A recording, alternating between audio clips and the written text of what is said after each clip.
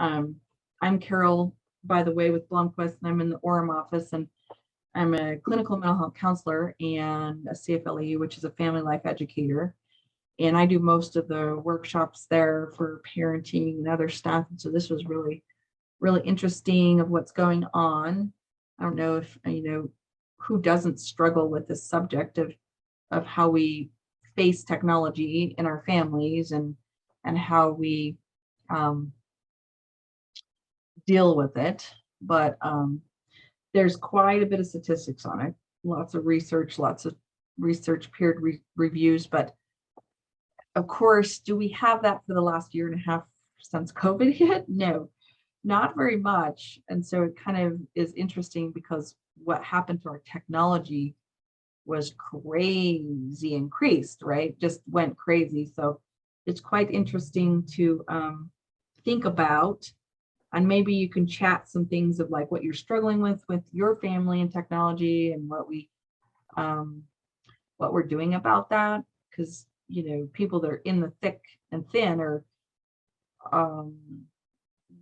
you might have some better ideas than what the research says. But there's basic stuff in here in this PowerPoint, and basic what we're seeing with statistics of struggle, right? And some positive of technology, of course. But really it's about time.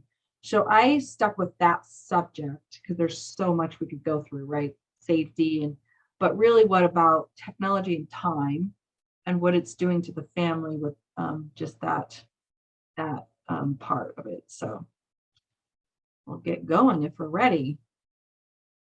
We've got a few people in here. So if anyone hasn't used the benefit or know about Blomquist, your company provides, this is just a little list of what we do, and family and couples therapy and individual therapy, phone or video and in person. So a little bit about that. If you want more about that, you can email me at this, Carol at with the Y Blomquist Hill. So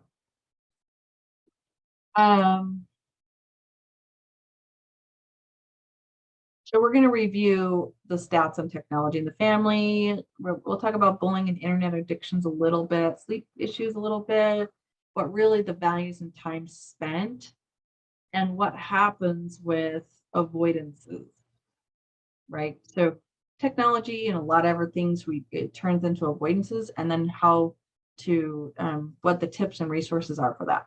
So, and I'll remind some of you that have come in, you can just keep your video off because you'll be pushed to the front of the screen, and we are recording this for your company.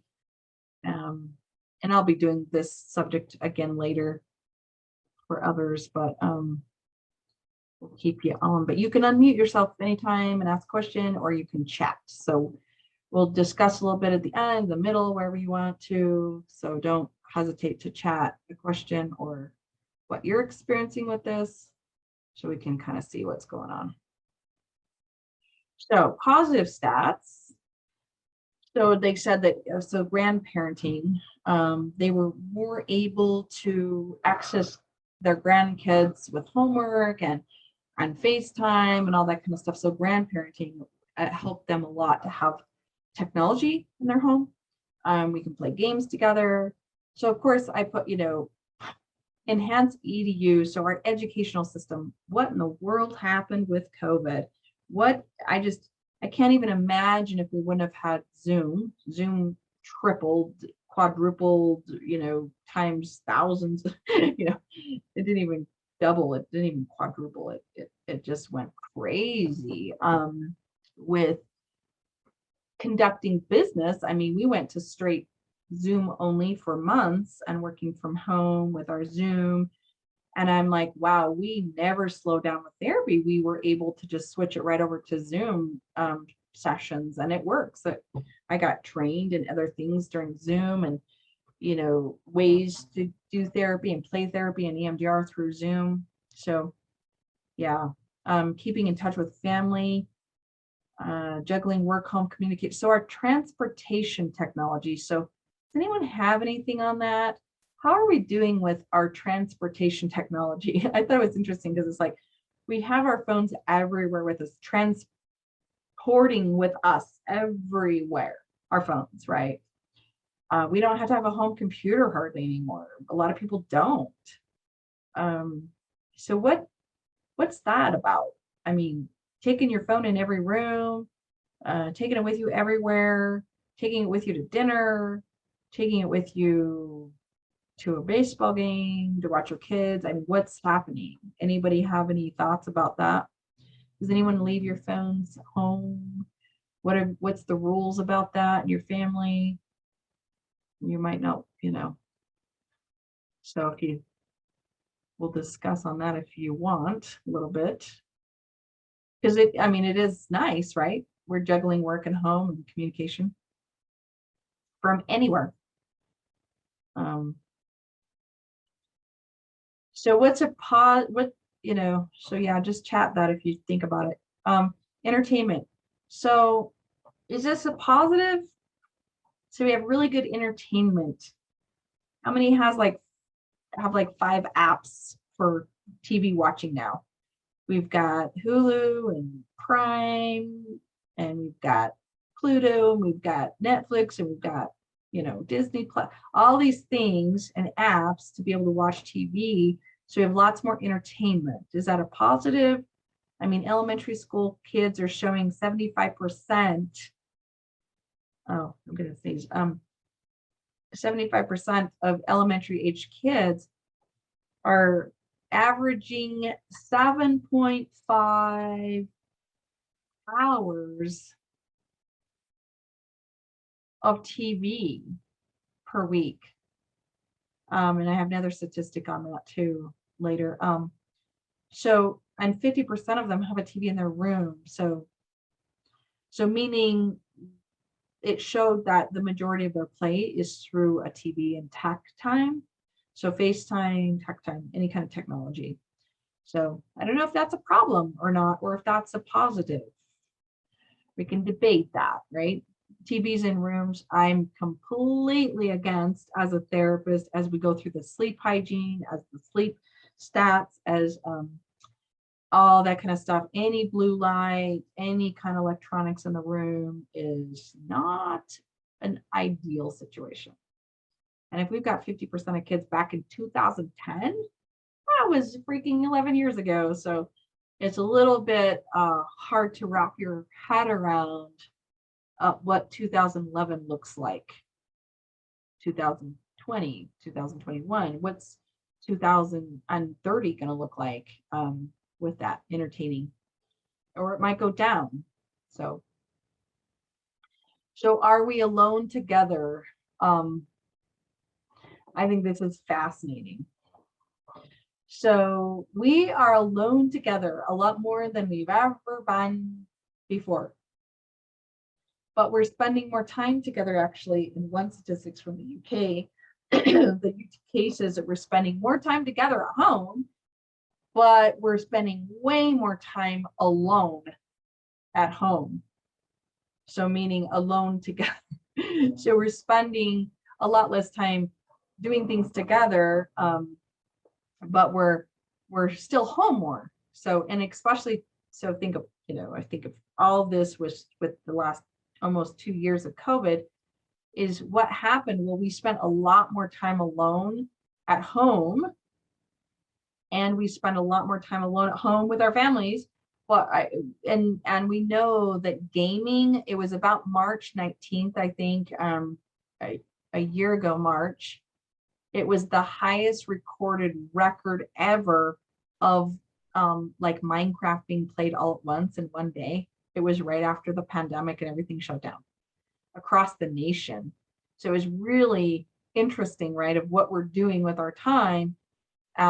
Video games shot up like crazy. So we're doing a lot more screen time and respondents, 58% said that screen time have led people to spend less time with their families and friends.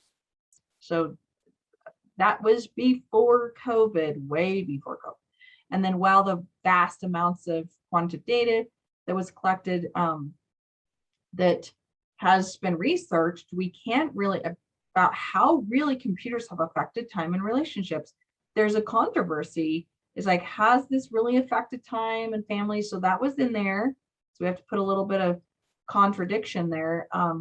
But we know that, 60% of these respondents said, yes, I've had less time with my family and friends. And we know we have way less time of being outside in the outdoors. So that one came up too. So these are just some stats on, what are we doing? So contrary, a study found that children in the UK spent more time around their parents than in 2015, but they spent over half an hour extra a day on their electronics, basically. So additional time their parents were spent at home, but they were alone during the time that they were spending. So think about all the extra time that we spent as a family, and if we were disconnected or together. Are we playing more games, or we were more together inside the home with COVID forcing us to be home? So any thoughts on that so far?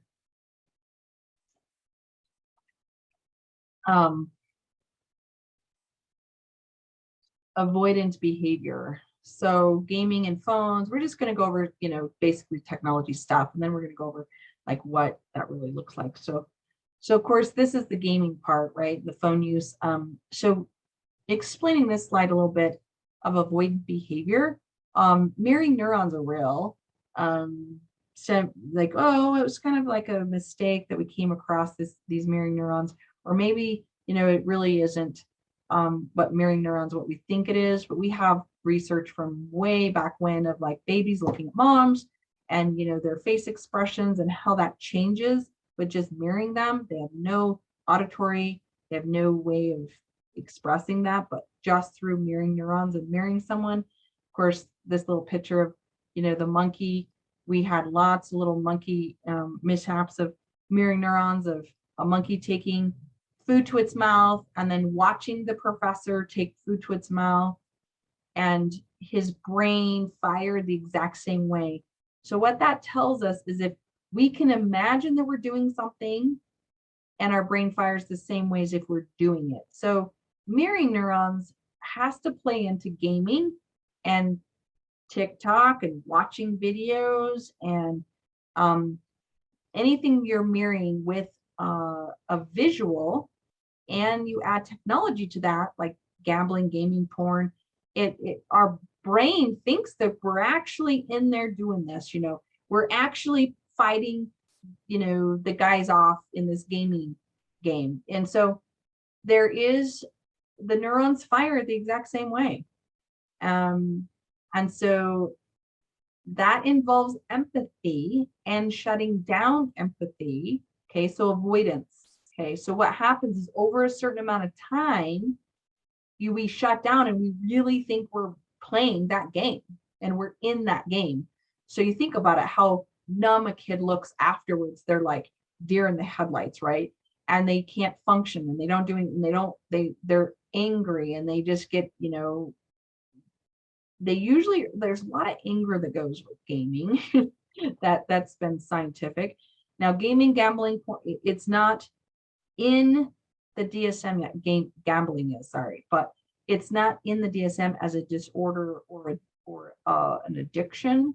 We were short on a little bit of research to really show that it changes the brain in that way, but it's coming as a disorder. Okay, so as it gets addictive, we don't stop when we need to stop, and we don't clean our room, and we don't eat, and we don't sleep, and it causes impairment. And you might know someone that's had this happen to them, and it causes impairment. They lose their job, they lose friends, they aren't balanced. So it's a safety behavior. So avoidance behaviors that we avoid other things. So Netflix can be an avoidant if we're watching 8 hours of Netflix in a row. So that gets into safety behaviors, and it actually maintains anxiety. And I teach this in the anxiety class about how it fuels the fire. So it causes so much more anxiety and fears and disapproval and substance abuse and self-soothing, diet issues, sleep issues, phobias. It actually causes some of those things. So I think it's a serious thing that we need to look at and see if it's really affecting the family. And if one person's not attentive, then just went backwards, sorry. Then what's happening with our family? What avoidances are they doing? And then are they mirroring that with whatever they're watching? We know that there's been some serious issues with trying to fit in. TikTok, for example, the dares that are on there, and then people go out and do the dares, basically, right? Yeah, there's some crazy ones that come out and people actually follow that and they watch it and then they watch it and watch it and then they go do it. So cyberbullying. Does anyone have cyberbullying problems with your kiddos? Or so this is huge. Okay, this has become a definite thing that we need to check in on. The texting, the Instagram, like cyberbullying, which is the same thing as harassment, is bullying. It's just done privately or behind closed doors. And then it's like, wait, what rights do we have to this? There, you actually have a lot of rights. So we'll check in with how you can prevent that later in a couple coping mechanisms later in the slides. But yeah, it's a huge problem. This is probably low statistics right here from, because as we get more into being alone in our Instagram and our Facebook and our social media, it's a lot easier to hide behind that. And as suicide increases, same thing. We're like, what's going on with electronic posts that either bully someone or that threaten suicide? Those are all, they've all gone up. So there is a charge that you can walk down to the police department, by the way, if this is electronic bullying, if it's happened more than once, someone's harassing you, someone's harassing your kids, it's a called an harassment charge. It's called electronic harassment. We came up with a misdemeanor. So you can go down and charge someone with that, and then they can investigate. That's why we want to screenshot and save the proof to that. And if anyone's threatening your life, you can get a protective order through that, which usually comes through a text or an email or, a threat. So back to the internet. Like I said, it's not in the DSM for gaming, but this is what happens. So behavioral and chemical addictions have 7 core symptoms in common. There's conflict, there's withdrawal, there's tolerance, right? So meaning anytime you have a withdrawal, okay, it's an addiction. So once again, anything, if I quit sugar, if I quit gaming, if I quit exercising, I would have a withdrawal. But if it's excessive and it causes conflict and a mood modification, then that's a problem. But when you withdraw from something that you've done, then that means that you were somewhat addicted. If you stop medication or take medication and then stop medication, so you have withdrawal symptoms. A lot of times they're, oh, I feel like crap when I stop this behavior. It's, or a medication because it's caused impairment or dysfunction. And then it's like, wait, I'm going to now withdraw from this. It's going to take me a couple days to get through it. So that's yeah. Example, I have an 8-year-old in my office and he's laying on the floor, and this is just hypothetically, and he's like, his mom's like, yeah, I can't get him to stop getting on the computer at 6 a.m., at midnight, he's always tired because he's always getting on his computer to play video games. He's 8. Okay. What would happen if we took the cord or took the computer, and I said, where's the computer? Well, it's in his room.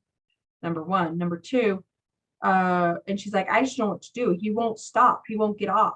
He keeps on getting up. He sneaks it. I've had people take cameras off the wall that the parents put up, and so they could sneak to their video games. I mean, That's a problem, because if you're going to have tolerance and impairment, right? Sleep impairment, school impairment, social impairment, diet impairment, we can go on and on. And then you have a withdrawal when that's taken away from you. So teenagers, when you take away their phone, it's like cutting off their arm and they bleed to death. That's a withdrawal if you take away their smartphone. So the privileges of the smartphone is taken away, and now that causes distress, conflict, pain, and all kinds of mood modifications, withdrawal, and then we have a relapse. So that's what that is. So tell me if we're not addicted.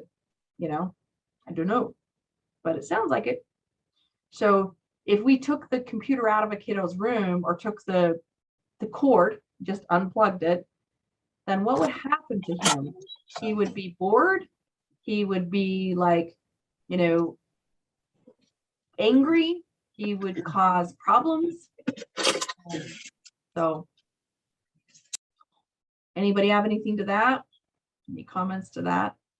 Anybody addicted? I don't know. It's like, are we addicted? Would we have withdrawals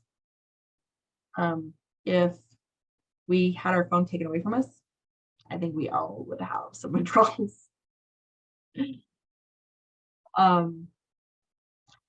So here's some screen burnout stuff.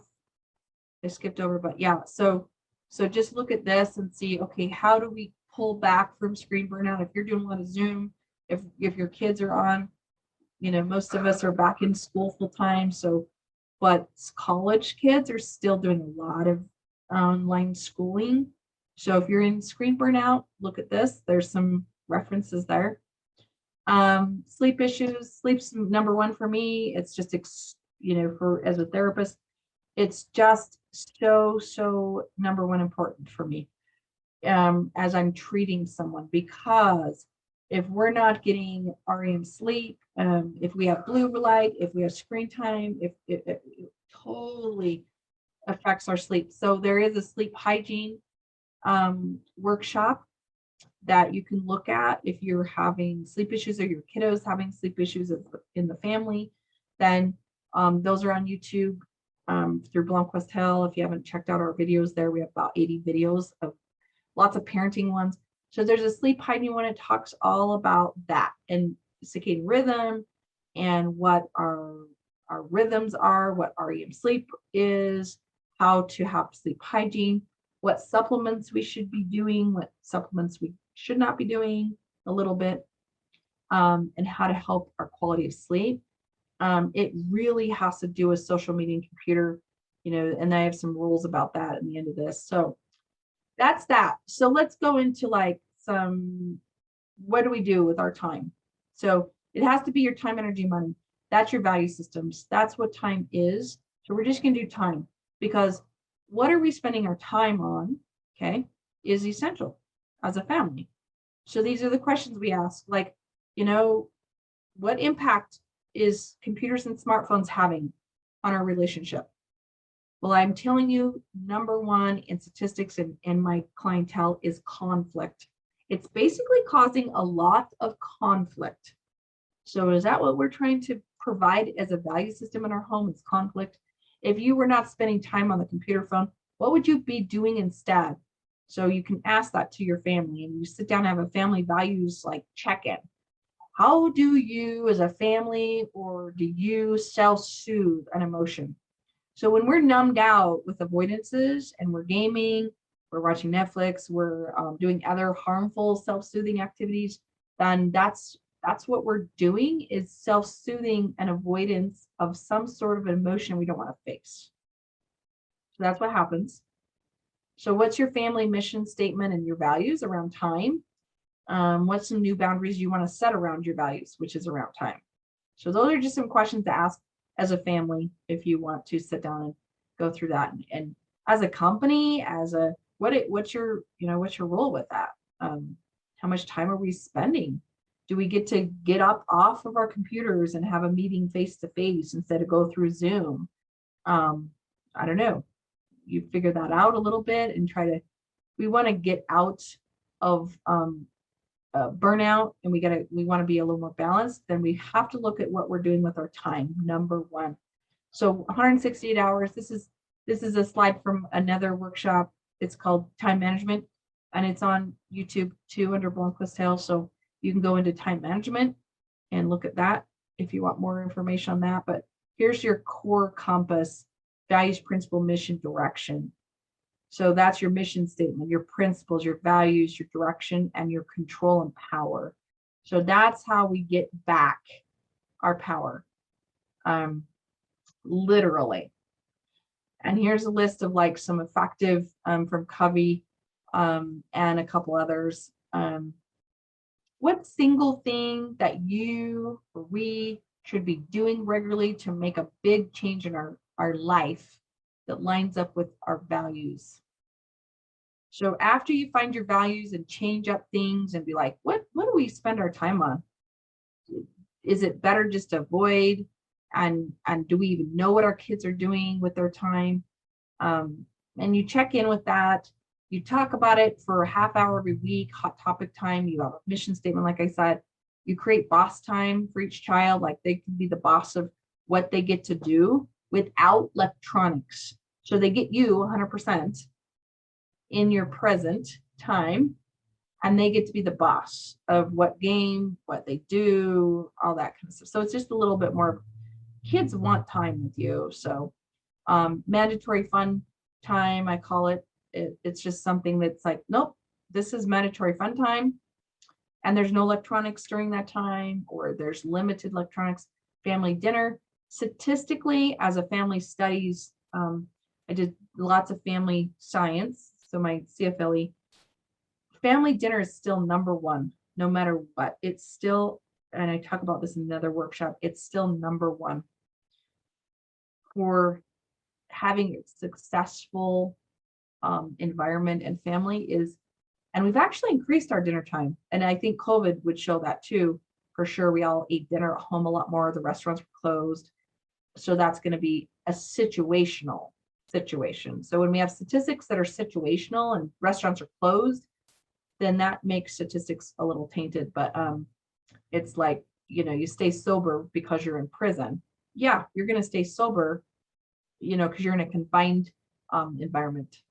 So cleaning up your environment, speaking of environment, so cleaning up your environment. So how can you have family dinner if the dishes and the table's cluttery, right? It's not going to be easy to make dinner or to sit down at the dinner table if your environment is messed up. So that's a little bit of there. So, and okay. So anyone have some boundaries that they need to put up around this now? This is one statistic: 2.42 hours of phone a day, 1 hour computer, 1 hour TV for school age kids for school days. Okay. So that's a part-time job. That's 25 hours a week. And guess what? On the weekends, it just goes way higher. It's up to 8 hours some days in statistics I read, and I have lots of stuff here, but 8 hours in one day, maybe there's some breaks in there, but think about a 25-hour a week job is what we're spending on computers, internet, phone, gaming, TV. So that's quite a bit. And that's, not counting the weekends. So we could put our kids to work and really have a really good part-time job for that. So here's some boundaries. So there's a statement that's called pick your battles. And I despise it because we don't have to have battles. We can have boundaries so we don't have battles. So we pick our boundaries instead. So if we put that on as, I'm going to pick my boundaries and you're going to pick them and you're going to hold them as parents. Rescuing doesn't work. Being lenient on your boundaries don't work. Being, compromise sometimes, yes. We don't have to be perfectionists on, hardcore, but we have to have parental controls. And the phones, like I said, they're in at night. Blue light is horrendous. I could talk about electronic magnetic forces, EMFs. And this is like kind of a new thing. And I did a workshop summit that talked all about these and what's happening to anxiety and electronic forces, our 5G.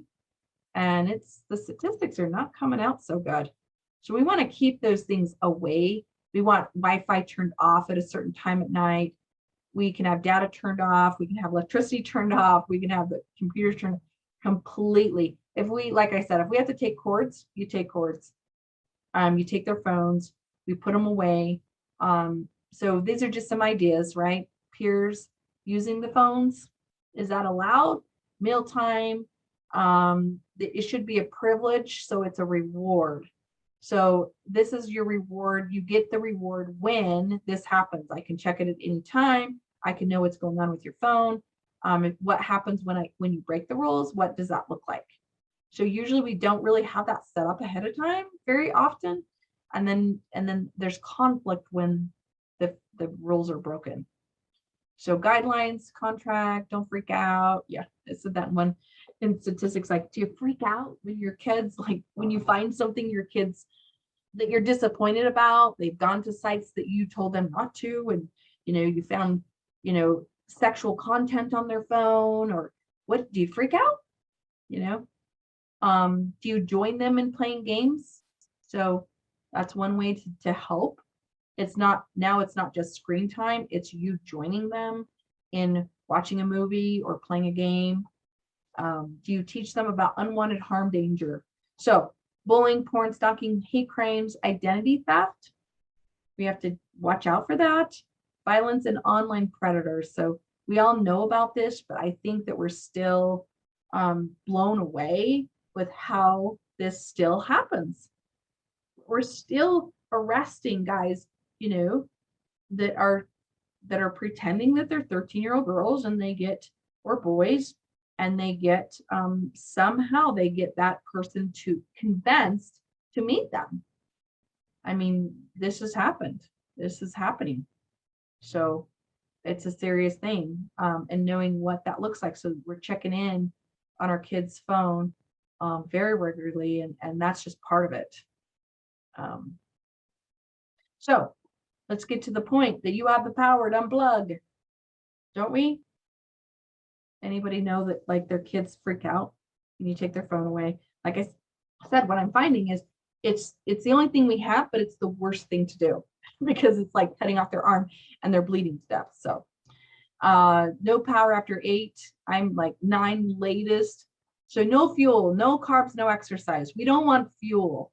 We don't need to fuel the fire. We don't need to add to our sleep disturbances, which if you watch the sleep hygiene workshop, you will know how bad sleep has gotten for kids and adults. It's just, it's off the charts, not okay. And that doesn't repair the brain. So blue light blocker glasses, it's just, I was listening to a webinar about this, and they talked about, like, the whole family, if they watch a movie at night, they all have to have glasses on so they can, watch, they get to stay up late, watch a movie, but they get to wear blue blocker glasses so they know I'll go to bed better. It showed a lot of improvement in their sleep, in statistics. So, I have 2 sets of glasses, blue blocking glasses. So I'm on Zoom all day, I'm doing and ones that don't. And then you want to have them for sure if you're reading off your phone, or especially at night in the dark. So not good. You take back your power rooms, your kitchen, bathroom, and bedroom. So that's just your sleep, your diet, and your bathroom. So power rooms for kids are bathrooms. So and that's a whole other subject, but we want to, so what happens, I always joke about, is like, kids take their phones into the bathroom. Kids do things in the bathroom. They, as teenagers, they use that as their room that they can go in and lock. And then as kids, they might not hygiene, they might not potty train. It's a power room, it's a power struggle. So we got to take back those rooms and do what we're supposed to do just in those rooms. So we don't eat in our bedroom. Do you see what I'm saying? GABA is, by the way, this GABA down here, During a 20-minute workout, GABA is released and can improve your mood for 12 hours. Okay. So I take GABA. I recommend GABA all the time for kids and anxiety. It's a natural amino acid that you can take too. But that's the point. That's what GABA is. GABA is a good thing. It helps reduce anxiety and sleep. It's a neurotransmitter. So okay. So think of any questions, since there's few of you, and but you can chat in anytime. So these are just some ideas. Prioritize your time. Take 10-minute breaks. If so anytime we take 10-minute breaks so say, okay, you get screen time for an hour. So guess what? Every 30 minutes, you have to take a break, and then you get another 30 minutes. Do you see? For smaller kids, that's essential. So they don't get disassociated and they don't zone out, because after an hour, they go into a brain that's avoidant. Okay. And they don't make really good decisions, and they're not present. They're very avoidant. So making time your boss, I talked about that. Time it. Egg timers will help, right? So you do 30 minutes, and when the egg timer goes off, you have to, do something else for 10 minutes, go outside, do something else, unload the dishes. Then you can have screen time again for 30 minutes. Now, if they don't do that, they lose the privilege of the reward. So I'm doing rewards and discipline for parenting like next month. So that's what that talks about. So it's a reward for screen time. It's actual a reward, and the reward is taken away if it's not, the rules aren't followed. Set deadlines, routines, plan ahead, all the same stuff, right? Track your balance, clean up your environment. Let's see, know your values. We talked about that. Have your boundaries. Talked about that. Don't multitask. Just be with your kids, so how, we have to model this. So if you are multitasking while you're talking to them, or you're texting or watching a movie and they're trying to talk to you and you're avoiding facing things, they're going to model, right? Mirroring neurons. They know how to do this. So eliminate avoidant behavior, increase dinner time. Talked about that. Eliminate perfectionism. Do your best. But the thing is let's go back to this power, right? Look at that. I mean, we have power. I love these power. They're just pretty, but it's like, how much power do we really have in our own families? We sometimes feel powerless because there's contention when we put up boundaries. So tips and recap. And this is how we improve the moment. So get present. This is how we get present a little bit. Went too fast there. Imagery, meaning, meditation, relaxing activity. So when we take those breaks, we got to do something else. We got to go on vacation. We got to do encouragement. Encouragement means, okay, I'm going to reward you when you're doing what you need to do. And here's resources. So we want to make sure that gets up. So these are some books. Of course, Parenting Teens, Lost Connections talks about the real reasons why we're depressed and why disconnected people get depressed. So when we're disconnected, once again, right, and we're alone together, but we're alone, it's a real problem. Brainstorm is about another teenage, that book's about the teenage brain in your families, because this is usually a teenage thing too, about electronics and smartphones, and struggle with getting teens to engage.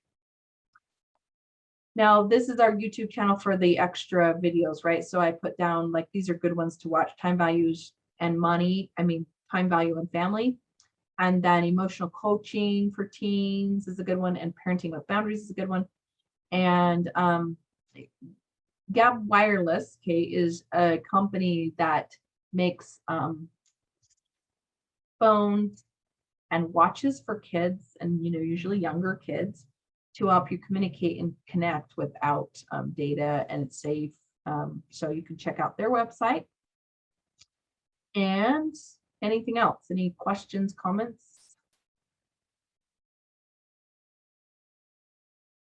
Anybody out there that wants to comment, question, or will? If not, will be good, and I'll record this and send it out to the rest of your company. It's been recording, but anyone have anything?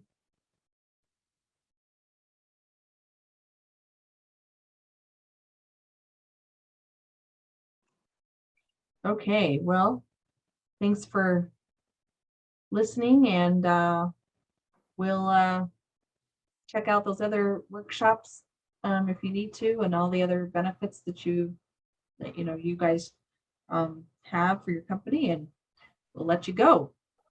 Thank you for this. This has been really helpful for me. Thanks. You're welcome.